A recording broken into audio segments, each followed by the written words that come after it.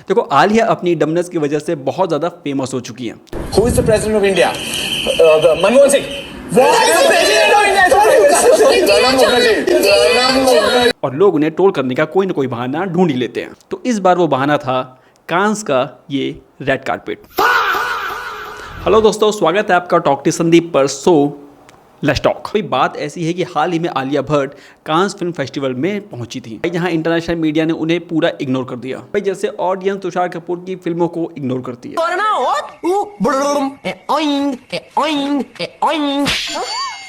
तो मैं आपको बता दूं कि आलिया भट्ट लॉरियल का इंडिया में ब्रांड एम्बेसडर है। तो भाई लॉरियल वालों ने आलिया को कांस में इनवाइट किया फॉर ब्रांड प्रमोशन। तो आलिया भी हमारी पहुंच गई। भाई इतना बड़ा इवेंट है, कौन नहीं जाना चाहेगा। जैसे ही आलिया भट्ट ने रेड कारपेट पे एंट्री ली, उन्होंने दीपिका पादुकोणे की तरह हाथ को हवा में वेव किया और कैमरामैन से मुखातिब हुई। लेकिन ये क्या, मतलब कैमरा वालों ने अपनी पोजीशन ही चेंज कर ली।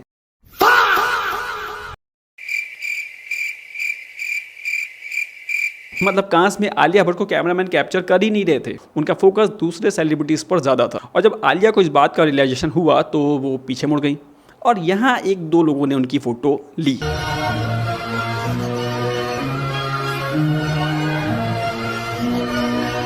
देखो एक्चुअली आलिया को कांस में मीडिया वालों ने पहचाना ही नहीं। वो शायद आपस में पूछ रहे थे कौन है ये लोग, कहां से आते हैं। देखो ऑफ कोर्स ये एम्बैरेसिंग तो था ही। देखो ऐसी बात नहीं है कि आलिया के साथ ये कोई पहली बार हुआ। इससे पहले भी मिलान फैशन वीक में जब आलिया पहुंची थी सस्ता क्रिश बन के, तब भी किसी भी मीडिया वालों ने उन्हें नहीं पहचाना था।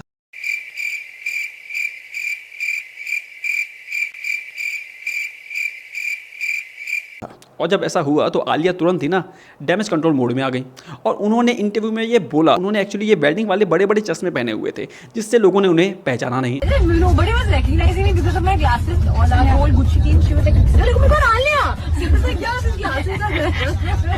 और इसीलिए आलिया ने डिसाइड किया था कि वो कांस में चश्मा नहीं पहनेगी। लेकिन हुआ क्या भाई, यहाँ भी रायता फैल गया। इसके बाद आलिया की पीआर टीम तुरंत ही एक्टिव हो गई और भाई आलिया की पीआर टीम ने विदेशी धरती पर 2-3 देसी पेपराजी खोजे और उनके हाथ में थमा दिया कैमरा। भाई ये सारे पेपराजी बड़े ही उत्सुकता से आलिया की तस्वीर लेना चाहते थे, लेकिन इस बार आलिया मैडम ने इग्नोर कर दिया।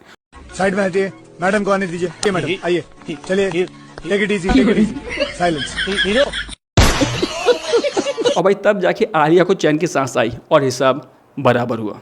यार आखिर एटीट्यूड भी कोई चीज़ है। यहाँ आलिया खड़ी हुई हैं स्पेन के फार्मूला 1 ड्राइवर कार्लोस के साथ। जैसे ही उन्होंने कैमरा देखा कि भाई कैमरा उनको देख रहा है, तो पता नहीं क्यों आलिया भरतनाट्यम करने लगी।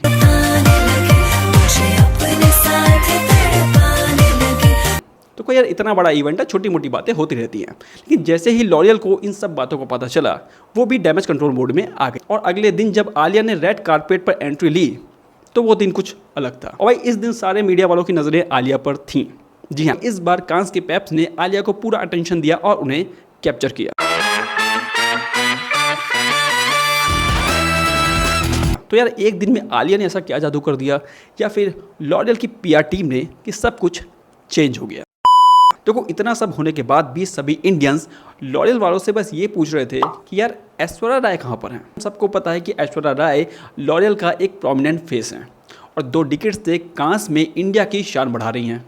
और ऐसा नहीं है कि ऐश्वर्या राय अकेली इंडियन सेलिब्रिटी हैं जिन्हें कांस में इतना रिकॉग्नाइज किया जाता है। इनके अलावा भी हमारी देशी गर्ल यानी कि प्रियंका चोपड़ा, जो ऑफकोर्स हॉलीवुड में बहुत ज़्यादा फेमस हैं, उन्हें कांस में सब जानते हैं। और भाई दीपिका ने भी इंटरनेशनल मीडिया में अपनी अच्छी खासी पहचान बनाई हुई है। तो भाई ये तो थे वो स्टार्स जिन्हें कांस में बुलाया गया था। वरना भाई कुछ लोग ऐसे भी होते हैं जिन्हें लाल पट्टे पर चलने का इतना शौक है ना, मतलब वो रेड कारपेट पे अपनी जमा पूंजी खर्च करके भी पहुंच जाते हैं। हाँ भाई आप भी जा सकते हो, रेड कारपेट पर चल सकते हो, लेकिन इसके लिए चाहिए क्या भाई? इसके लिए चाहिए फेमस होने की भूख और बहुत सारा पैसा। In India, the problem obsession of with Cannes is only to walk the red carpet. They don't understand there's a festival and the purpose of it is beyond the red carpet. तो Cannes film festival का main M जो होता है ना, वो होता है फिल्मों को ग्लोबल प्लेटफॉर्म प्रोवाइड करना। और भाई रेड कार्पेट पर चलना, पेपराजीज का फोटोज लेना, ये सब एक पार्ट ऑफ इवेंट है। What is more important is the cinema, and I don't think people even come here for cinema. Even all the Indian people who are coming to the market are not watching films. वैसे आपको पता नहीं होगा, लेकिन कांस में India से एक self made celebrity भी आई हुई थी। I mean, first Indian actress, Asian actress to get complimented by Leonardo DiCaprio. Memes culture में अगर राखी सावंत और उर्फी जावेद के बाद अगर कंटेंट कोई दे रहा है ना, तो वो यही मैडम है भाई। पूरी दुनिया में फैशन का कोई भी इवेंट होता है ना, तो ये मैडम वहाँ बिन मौसम बरसात की तरह पहुँच ही जाती हैं। वैसे आपको पता है कि उर्वशी की खास बात क्या है? ये किसी भी बात को किसी भी बात से कनेक्ट कर सकती है। अभी पढ़ा कि अभी वो फाइनली ठीक हो गए हैं, but it is very unfortunate. कितना ज़्यादा देखभाल करना पड़ता है। अभी आप खुद ही सोचिए, डाकू महाराज की 100 करोड़।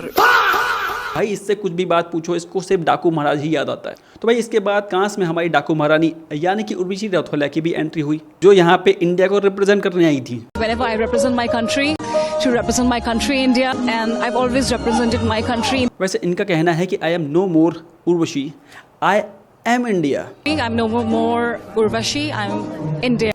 भाई सच बताओ, ये स्क्रिप्ट कौन लिखता है आपकी? इतना इमोशनल कर दिया। और आपको पता है कि उर्वशी ने यहाँ कांस में इंडिया को कैसे रिप्रेजेंट किया? भाई इसके लिए मैडम ने वियतनामी डिज़ाइनर की ड्रेस पहनी, जो थी jolly poly designer. What are you wearing today? I'm wearing this very beautiful designer from Vietnam called Jolly Polly. वैसे उर्वशी की ड्रेस सच में बहुत महंगी थी, सर्च करके देखना, कुछ 1300 करोड़ की। बस भाई आज के लिए इतना ही काफ़ी है। आप लोगों से मेरी एक छोटी सी रिक्वेस्ट है कि चैनल को सब्सक्राइब कर लो, और हाँ, वीडियो को लाइक और सब्सक्राइब करना मत भूलना। जाने से पहले आपके दिमाग में जो भी थॉट आ रहा है, जो भी कुछ कहना चाहते हो यार, यहाँ नीचे कमेंट बॉक्स में ज़रूर लिख देना। भाई तब तक के लिए टाटा बाय बाय और जय हिंद।